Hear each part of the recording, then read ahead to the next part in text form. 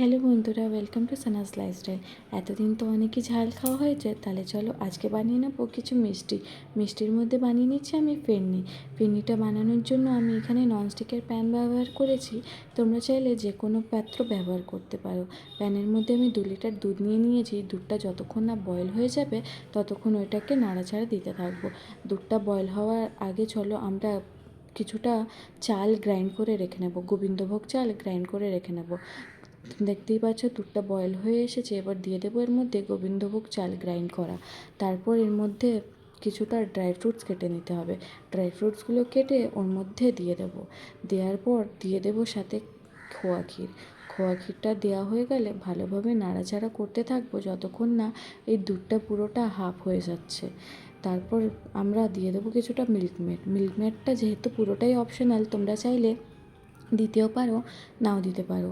তারপর দিয়ে নিচ্ছি 1 কাপ মতন চিনি। যেহেতু আমি মিল্কমেডটা দিয়েছি, মিল্কমেডটা অনেকটাই মিষ্টি হয়, সেই জন্য আমি চিনিটা দিয়ে দিলাম। দেওয়ার পর দিয়ে দেব 2টো এলাচ থেতো করা। দেখতেই পাচ্ছ কী সুন্দর গাঢ় হয়ে গেছে। এবার এলাচটা দিয়ে ভালোভাবে নাড়িয়ে চাড়িয়ে নামিয়ে নিতে হবে, নামিয়েই পরিবেশন করে দিতে হবে ফিরনি। দেখতেই পাচ্ছ কেমন গাঢ় টাইপের হয়েছে। কেমন লাগলো ভিডিওটা অবশ্যই জানিও, আর ভালো লাগলে লাইক করো। টাটা।